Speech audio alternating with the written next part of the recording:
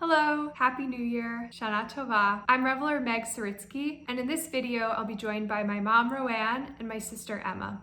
September 18th begins Rosh Hashanah, the Jewish New Year, followed by the 10 days of awe, which culminate in Yom Kippur, a day of reflection and atonement. In the Jewish calendar, this will be the year 5781. As part of the Revels Book of Days, we'll be sharing songs, stories, traditions, and even food, which fits right in with our fall theme of hearth and home. Today, I'll be sharing how my family makes the traditional Rosh Hashanah dessert of teglach. I invite you to bake along with me. Here's the recipe.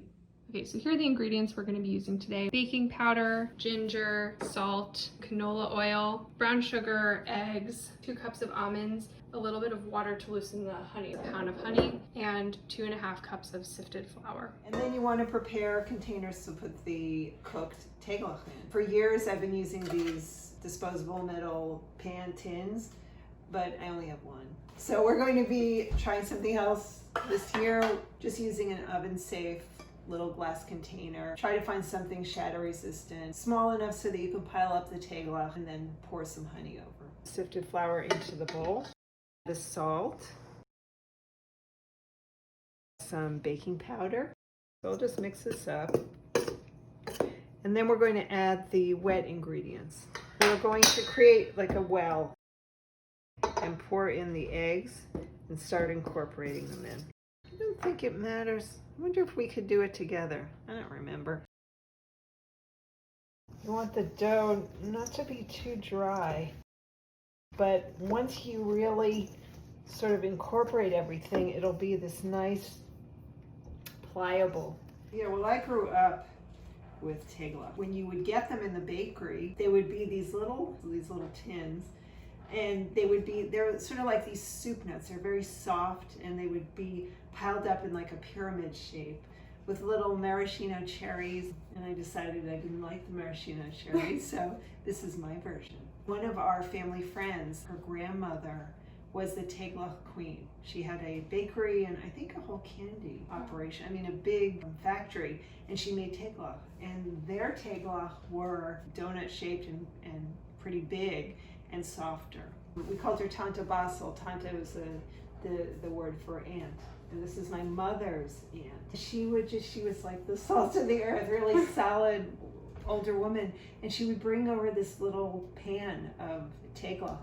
They were little and really hard and just really satisfying. Yeah, so it doesn't feel dry, doesn't feel too oily, but it's got just enough oiliness so it's like it leaves a little oily residue. So we're going to make little dough balls, and it's going to be it's a good size. When they're in the oven, they're going to grow. So you take a little piece, and this is my technique. I basically make a snake. And then I'm going to basically tie a knot. I will do that again.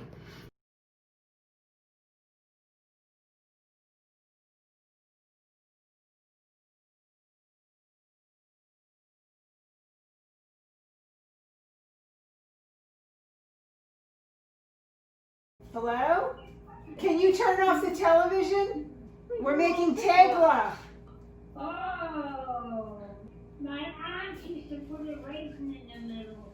No. Oh. Ma, do you remember other stories about your Tanta Basel? Oh, yeah. You know what? Come into the picture. She used to love to give people things to eat. She was the kindest lady.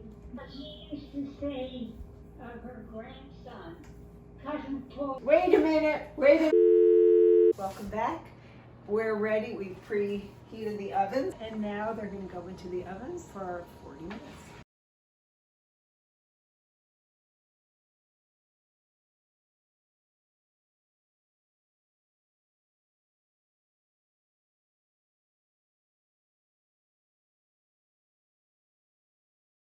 The teglach have been in the oven for 25 minutes. And then in the last 15 minutes of their cooking time, we start the honey ginger mixture. When the honey gets hot, it's very dangerous. So if you have any kids helping out, this is probably the part where you want to keep them away.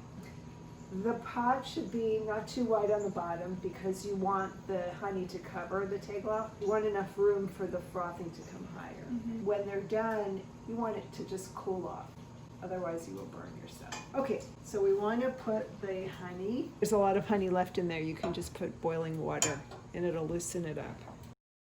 I'm going to keep it fairly low. Mm-hmm. We don't want to burn the honey. And Adding- the ginger. In the recipe I said 1 teaspoon, but I like it to be really gingery, so I put 2 teaspoons. We're going to add a cup of water. So you're sort of working out the lumps, and then you're gonna let this simmer on a medium-low. Medium low.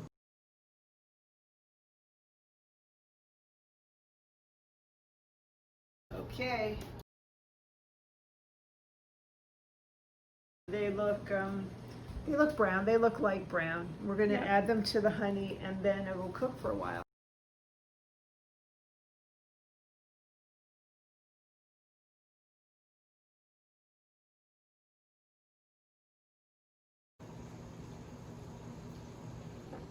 After how many minutes did you say to add the almonds?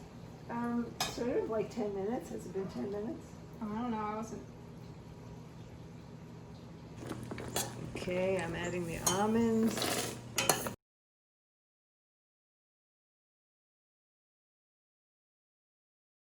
It looks nice. Nobody agreed with that.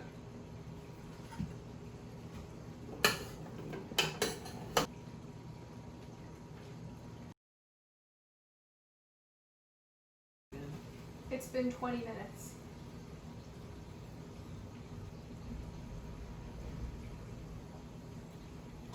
The tegelach have a nice brown color, and we're going to transfer into the bowls. So you want to be really careful at this stage not to get burned, moving really hot honey and sugar.